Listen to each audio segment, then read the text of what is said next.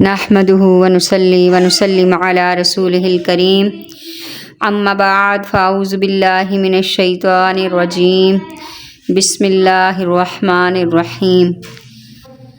اللہ تبارک و تعالیٰ کی حمد و ثنا اور اس کے پیارے محبوب صلی اللہ تعالی علیہ وسلم پر کروڑہ درود و سلام۔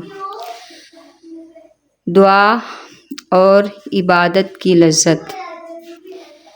انسان کھائے پیے سوئے جاگے تو اس کی جسمانی ضروریات پوری ہوتی ہیں، لیکن جب وہ نماز پڑھتا ہے، قرآن کی تلاوت کرتا ہے، ذکر و اذکار کرتا ہے، تسبیح و تحلیل کرتا ہے، دعا مانگتا ہے اور درود و سلام کے گجرے پیش کرتا ہے تو اس کی روح کو غذا ملتی ہے، اس کی روح تازہ ہوتی ہے، اس کی روح زندہ ہوتی ہے، اس کی روح کو صحت ملتی ہے۔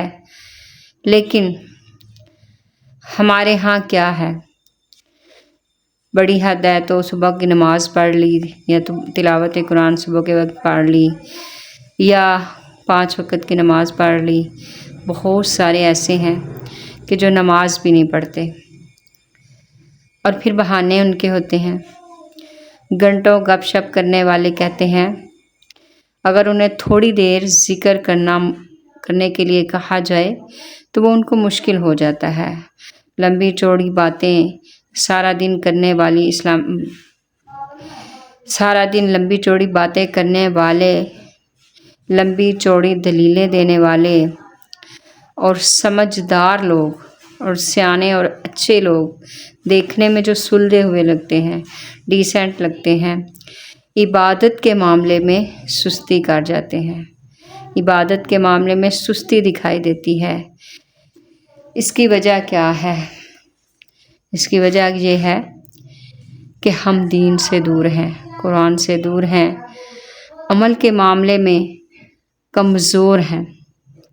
اس کا نقصان یہ ہے کہ ہم ایک عجیب سی بے سکونی اور بے قراری کا شکار ہیں۔ ہمارے پاس مال و دولت ہے، جیب میں بہت زیادہ پیسہ رکھنے کے باوجود اور خوش باش اور خوبصورت نظر آنے والے لوگ، ہر قسم کی آسائشیں ان کے پاس ہونے کے باوجود جب کبھی ان کے پاس بیٹھیں، ان کی دل کی بات سنیں تو وہ کہیں گے کہ ہمارے دل کو سکون نہیں ہے۔ سکون کہاں ہے؟ سکون الا بذکر اللہ تطمئن القلوب۔ اللہ کے ذکر میں سکون ہے، اللہ کی یاد میں سکون ہے، اللہ کی عبادت میں سکون ہے۔ انسانی مرکب، ان کے انسان 2 چیزوں سے بنا ہے، ایک جسم جو خاک میں مل جائے گا اور دوسرا روح جو باقی رہے گی۔ روح ایک بہت ہی پاکیزہ چیز ہے، روح ایک بہت ہی عمدہ چیز ہے، روح ایک ایسی چیز ہے جس کو اگر اس کی غذا دی جائے، اس کی خوراک دی جائے تو اس کو تقویت ملتی ہے، وہ قوی ہو جاتی ہے، وہ طاقتور ہو جاتی ہے۔ اور اس کی غذا کیا ہے؟ اس کی غذا اللہ کا ذکر ہے، اس کی غذا اللہ کی عبادت و بندگی ہے، اس کی غذا تلاوت قرآن ہے، اس کی غذا عبادت الہی ہے، گناہوں کو چھوڑنا ہے۔ جو جسم کی طرح روح کیا ہے؟ جو جسم کی طرح دکھائی نہیں دیتی۔ روح کو اللہ اور اس کے رسول کا تعلق چاہیے ہوتا ہے۔ روح کو جیسا کہ حضرت بلال حبشی رضی اللہ تعالی عنہ کے بارے میں ہم سب جانتے ہیں کہ جب انہوں نے اسلام قبول کیا تو ان پر ان کے آقا نے کس قدر ظلم اور تشدد کے پہاڑ ڈھائے۔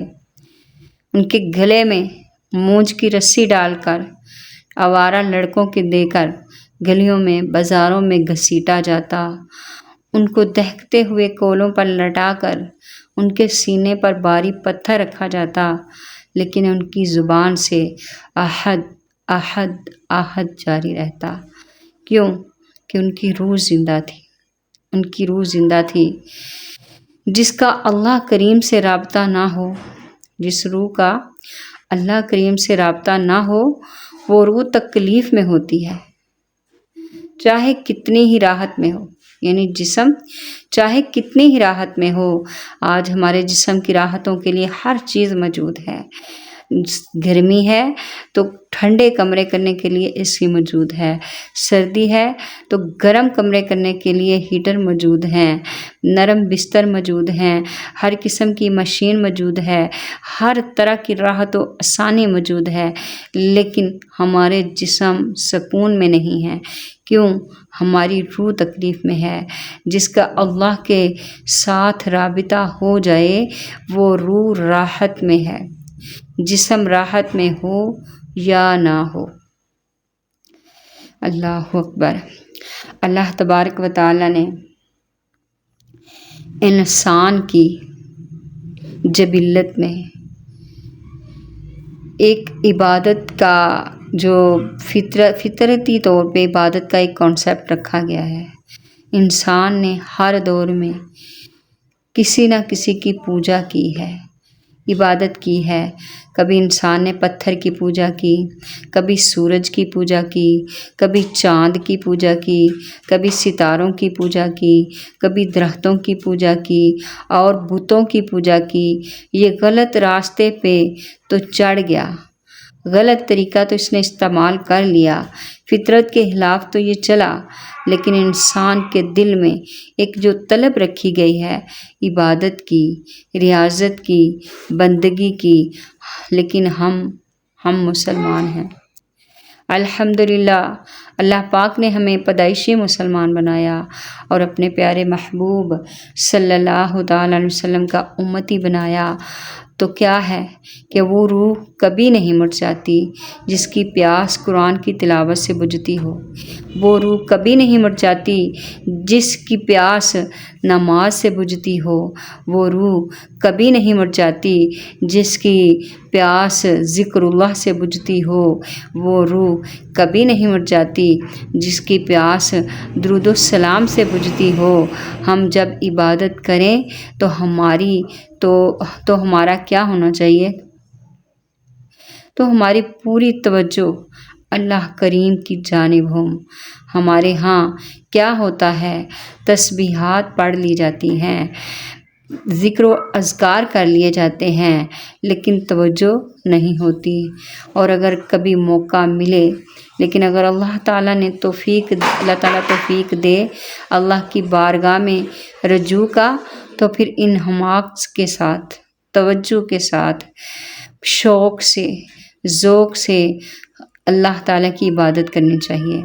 ایک ہوتا ہے نماز پڑھنا کہ ہم نے نماز پڑھنی ہے، ایک ہوتا ہے اہتمام سے نماز پڑھنا، یعنی ذرا وقت پر اٹھنا، ذرا صبح کے وقت صحیح کر کے وضو کرنا اور ذرا شوق سے مصلی بچھانا، وہ بھی نماز ہے کہ فرض کی ادائیگی ہو رہی ہے۔